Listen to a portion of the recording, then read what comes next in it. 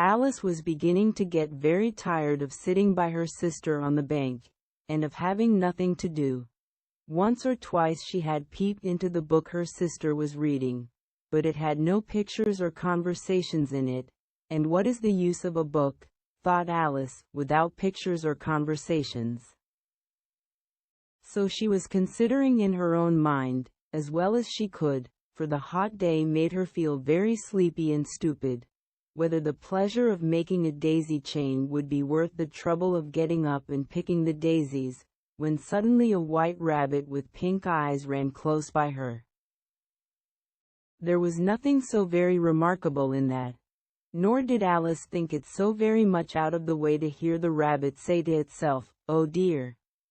Oh dear! I shall be late." When she thought it over afterwards, it occurred to her that she ought to have wondered at this, but at the time it all seemed quite natural.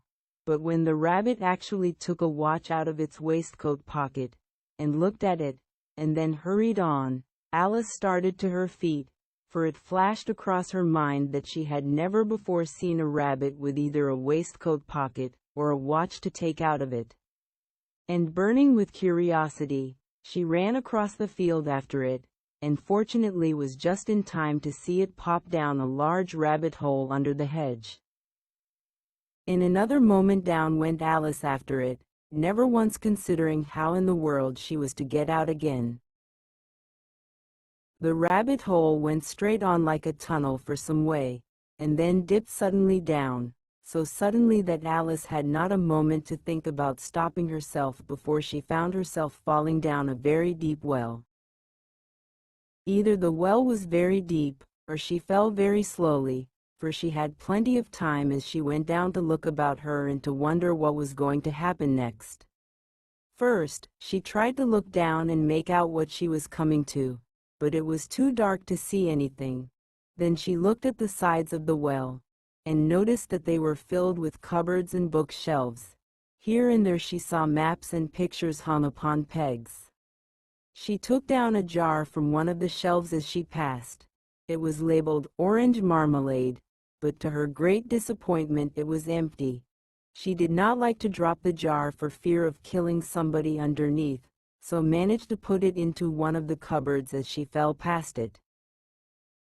"Well," thought Alice to herself, "after such a fall as this, I shall think nothing of tumbling downstairs. How brave they'll all think me at home. Why, I wouldn't say anything about it, even if I fell off the top of the house." Which was very likely true. Down, down, down. Would the fall never come to an end? "I wonder how many miles I've fallen by this time," she said aloud. "I must be getting somewhere near the center of the earth.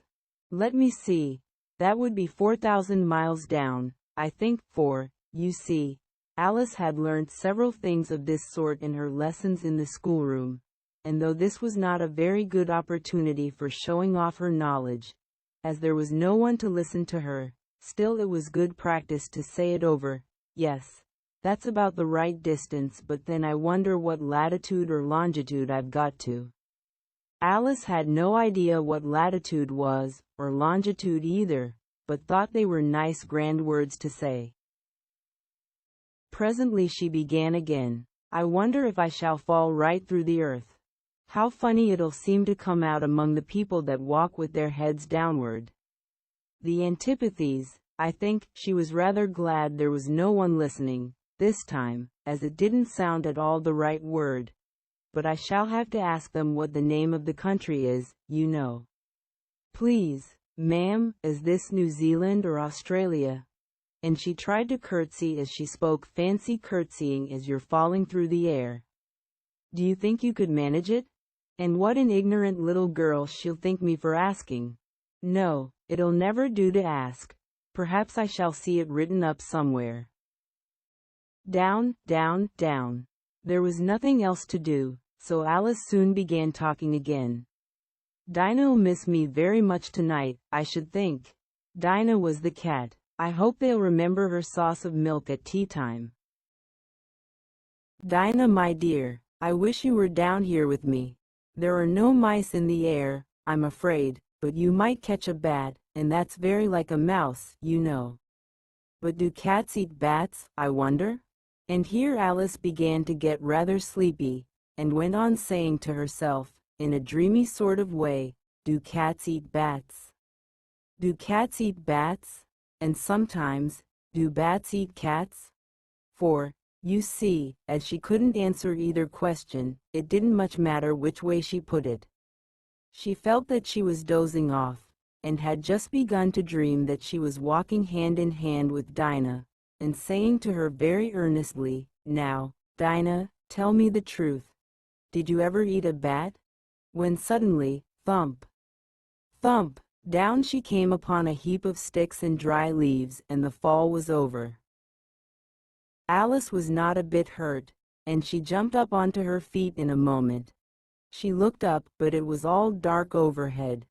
Before her was another long passage, and the White Rabbit was still in sight, hurrying down it. There was not a moment to be lost. Away went Alice like the wind, and was just in time to hear it say, as it turned a corner, "Oh, my ears and whiskers, how late it's getting."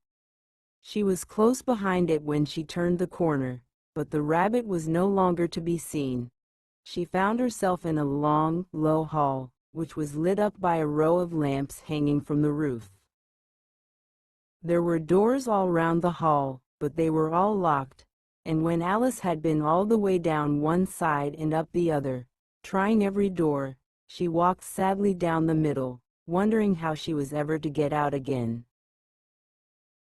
Suddenly she came upon a little three-legged table, all made of solid glass. There was nothing on it except a tiny golden key, and Alice's first thought was that it might belong to one of the doors of the hall. But, alas! Either the locks were too large, or the key was too small, but at any rate it would not open any of them. However, on the second time round, she came upon a low curtain she had not noticed before, and behind it was a little door about 15 inches high. She tried the little golden key in the lock, and to her great delight it fitted.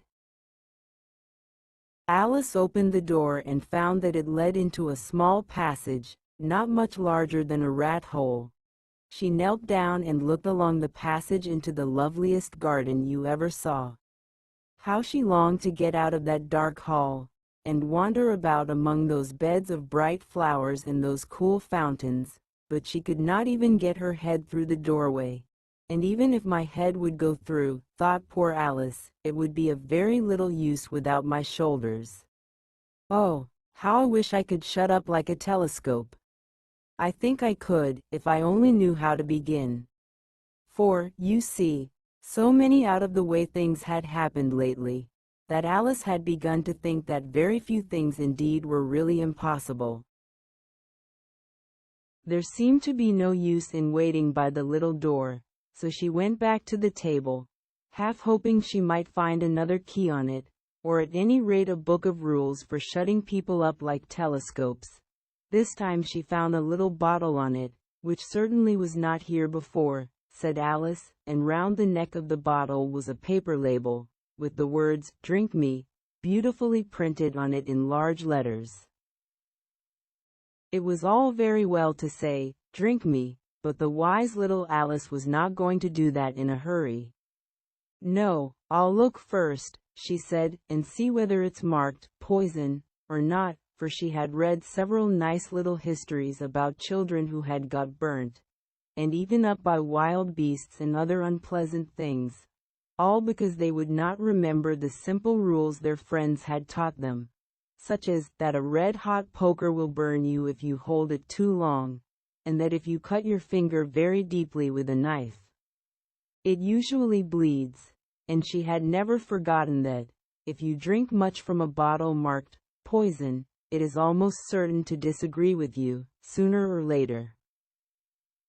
However, this bottle was not marked, poison, so Alice ventured to taste it, and finding it very nice, it had, in fact, a sort of mixed flavor of cherry tart, custard, pineapple, roast turkey, toffee, and hot buttered toast. She very soon finished it off. "What a curious feeling," said Alice. "I must be shutting up like a telescope." And so it was indeed. She was now only 10 inches high, and her face brightened up at the thought that she was now the right size for going through the little door into that lovely garden. First, however, she waited for a few minutes to see if she was going to shrink any further. She felt a little nervous about this, for it might end, you know, said Alice to herself, in my going out altogether, like a candle. I wonder what I should be like then? And she tried to fancy what the flame of a candle is like after the candle is blown out, for she could not remember ever having seen such a thing. After a while, finding that nothing more happened, she decided on going into the garden at once, but, alas for poor Alice! When she got to the door, she found she had forgotten the little golden key, and when she went back to the table for it, she found she could not possibly reach it. She could see it quite plainly through the glass, and she tried her best to climb up one of the legs of the table, but it was too slippery, and when she had tired herself out with trying, the poor little thing sat down and cried. "Come, there's no use in crying like that," said Alice to herself, rather sharply. "I advise you to leave off this minute." She generally gave herself very good advice, though she very seldom followed it, and sometimes she scolded herself so severely as to bring tears into her eyes. And once she remembered trying to box her own ears for having cheated herself in a game of croquet she was playing against herself, for this curious child was very fond of pretending to be two people. But it's no use now, thought poor Alice, to pretend to be two people. Why, there's hardly enough of me left to make one respectable person. Soon her eye fell on a little glass box that was lying under the table. She opened it, and found in it a very small cake, on which the words, "Eat me," were beautifully marked in currants. "Well, I'll eat it," said Alice, "and if it makes me grow larger, I can reach the key, and if it makes me grow smaller, I can creep under the door. So either way I'll get into the garden, and I don't care which happens." She ate a little bit, and said anxiously to herself, "Which way? Which way?" holding her hand on the top of her head to feel which way it was growing, and she was quite surprised to find that she remained the same size. To be sure, this generally happens when one eats cake, but Alice had got so much into the way of expecting nothing but out of the way things to happen, that it seemed quite dull and stupid for life to go on in the common way. So she set to work, and very soon finished off the cake.